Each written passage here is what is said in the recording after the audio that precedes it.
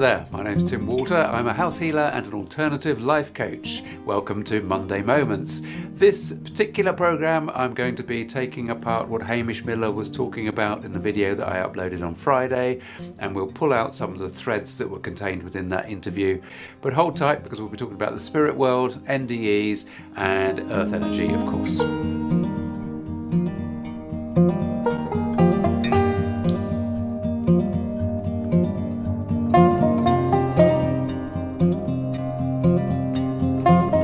So we opened this interview with Hamish talking about his soul essence, if you like. What he was doing there was trying to explain to me in this part of the interview about the fact that he absolutely had no doubt whatsoever that the soul essence was what carries on after you pass over, when you step into the next world.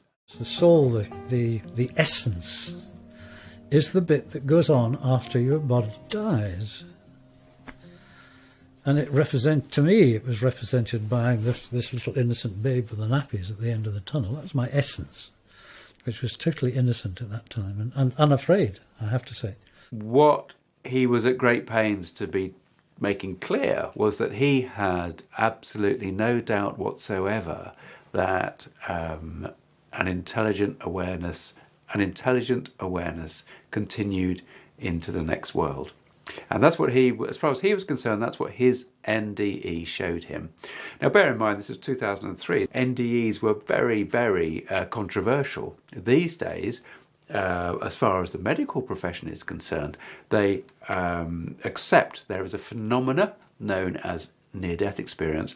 My most popular video on this channel is Hamish talking about his near-death experience, and the reason why that is, of course, is because our passing from this world into the next is inevitable, and we are all fascinated by what is going to wait for us, if anything. Now, of course, our beliefs about what is there for us and how it functions vary massively, and that's the way it should be.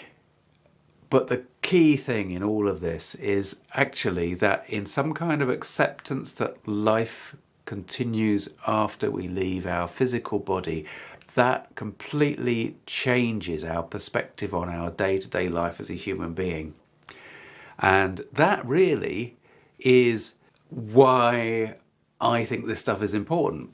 When we can start to logically access the illogical through the mechanism of dowsing, because that's what dowsing does. Dowsing is a very logical process, but it allows you to harness your intuition and access this information. One of the things about earthbound spirits, as far as I understand, is that most of them are just us in another version who have moved on, but haven't moved on far enough, and they get trapped in not in our density, but just out of our density, and they don't quite know where to go. They are really desperately lonely and very unhappy, most of them.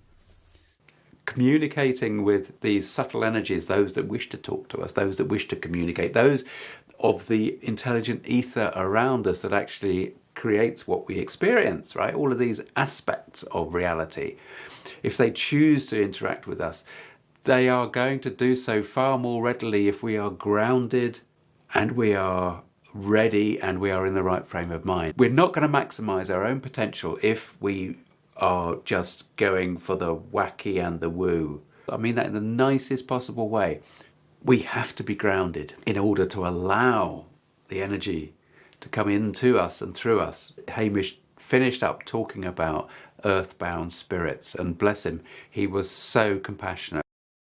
What I want to do is, this little energy centre here has been pulsing away, and I want to put an amethyst crystal in the centre and ask if there is any reaction to the energy from the earth to the energy of the amethyst crystal.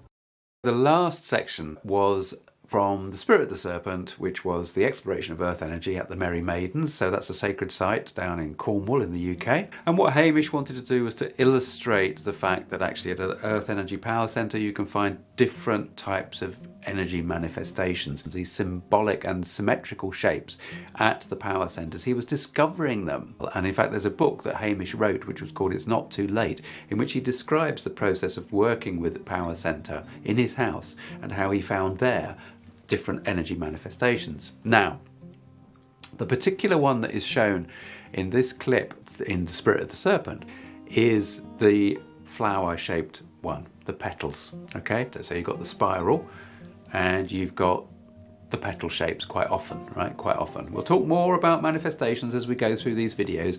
When you find an earth energy power center by dowsing, you will find that there are several layers of different manifestations that you can come across, different symbols that you can find quite often at the same power center. You get the spiral itself, which is the vortex. It's the basic structure of the vortex. Next layer in, you'll find a figure of 8. It is effectively the infinity symbol, or its proper name is the lemniscate of Benui. Yes, it's the figure of 8. But you know what? You've got one loop here, it crosses over and comes back, so you've got 2 loops. And they're not always of equal size. This one goes in as this one comes out. That one goes in and pushes this one out. So this power center, this lemniscate of Benui, is sitting there, pulsing. It has an energy presence to itself. Just like there is movement within these spirals, just like we have, and I've talked about these before, the straight line radials coming out of the Earth Energy Power Center, these vary. It's all there in the ether, and it is individual to you. That's the important thing. All of this stuff is completely subjective. Yes, you'll get 2 dowsers and they'll find them approximately the same, but they won't find them identically. You can dowse earth energy now, right? You can find a power center. Many of you have written and said you've done that. Always, always, always practice, practice, practice. And so therefore you find confidence in your dowsing, because dowsing earth energy is very ephemeral. It's very woolly. So you need to have confidence in your dowsing to actually understand and be able to progress your earth energy dowsing, if that's the way that you want to take dowsing as a skill, right? If you want to go out looking for pots of gold, then fine, you will either succeed or you won't. That's very a definitive thing. But earth energy work and working with spirit and intuition is a very ephemeral, woolly sort of process. So you need to have confidence in your dowsing to make progress. Speak to you again very, very soon. Take care now. Bye-bye.